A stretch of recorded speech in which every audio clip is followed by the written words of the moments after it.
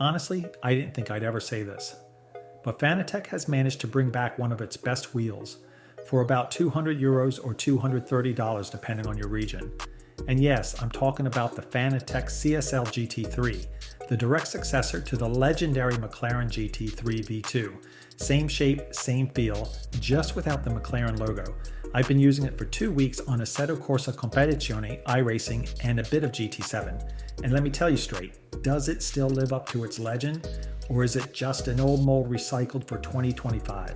Spoiler, at the end I'll tell you exactly who should buy it and who definitely shouldn't. Oh, and quick side note before we start, the link to the Fanatec CSL GT3 is in the description. It's an affiliate link. If you use it, I earn a small commission at no extra cost to you, and I always keep it updated whenever there's a discount. Let's talk design and first impressions. When I pulled it out of the box, I instantly got deja vu. It's the same 300mm GT3 shape, the same button layout, and that small OLED screen showing your gear or speed.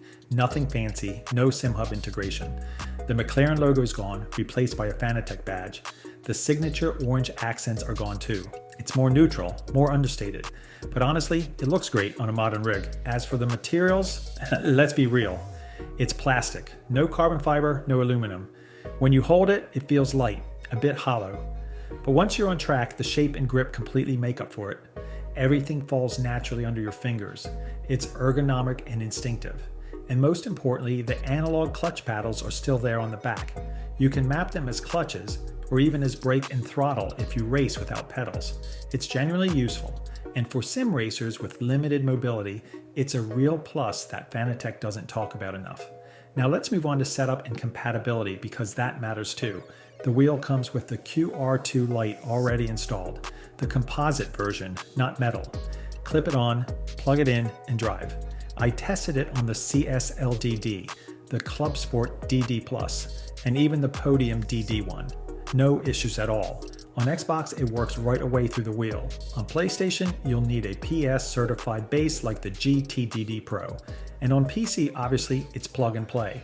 No headaches, no firmware drama, quick calibration, done. Zero friction. You spend more time driving than setting up. Once in game, that's where it really surprised me.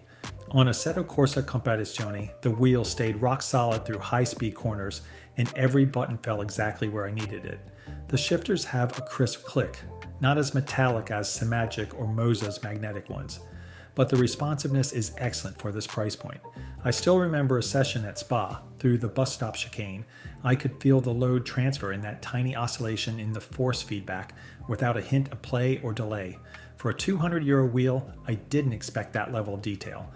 On iRacing, those analog paddles really helped fine-tune my race starts, and in GT7 I mapped everything without ever letting go of the wheel. Simple, but incredibly effective.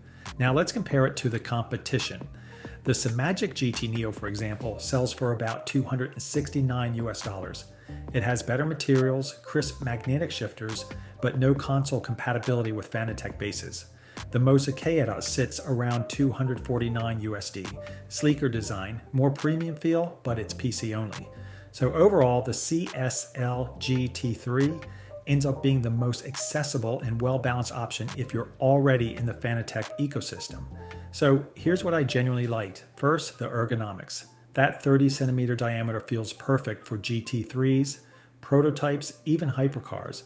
The analog paddles are a real asset for comfort and accessibility. Compatibility is excellent. Xbox and PC straight away. PlayStation via a certified base. And of course, the price, about €200 or $230, QR2 light included. For 2025, it's hard to find a better GT3 style wheel for the money. Obviously, it's not perfect. The materials feel a bit cheap, especially if you're used to Moza or Cube Controls gear. The QR2 light starts to reach its limit above 12 Newton meters. If you're running a 20 or 25 Newton meter base, you'll feel a bit of flex. And yeah, still no LEDs, no SimHub display, but at this price, it's hard to complain. If you really want to upgrade it, there's one thing worth doing. Switch to the metal QR2 on the wheel side.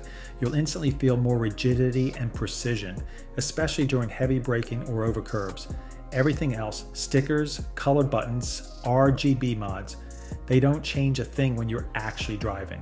So who is this wheel for? Yes, if you want an affordable GT3 style wheel around €200 or $230.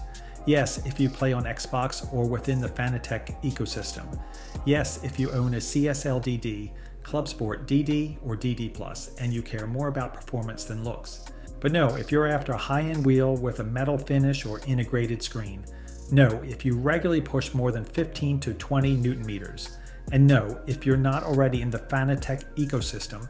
In that case, the Simagic GT Neo or Moza KS might be a better fit. After 2 weeks of testing, I can confidently say that the Fanatec CSL GT3 is still the smartest choice at this price point. It's not revolutionary, but it nails the basics: ergonomics, compatibility, and overall feel. If you're getting started or you just want a solid setup without blowing your budget, this is an easy recommendation. And honestly, it might be the best price to fun ratio Fanatec offers right now. Don't forget to check the affiliate link below. I always keep it updated if a discount drops. That's it for my review of the Fanatec CSL GT3. Let me know in the comments if you've tried it yourself or if you think it deserves a spot in your setup. See you soon for the next test.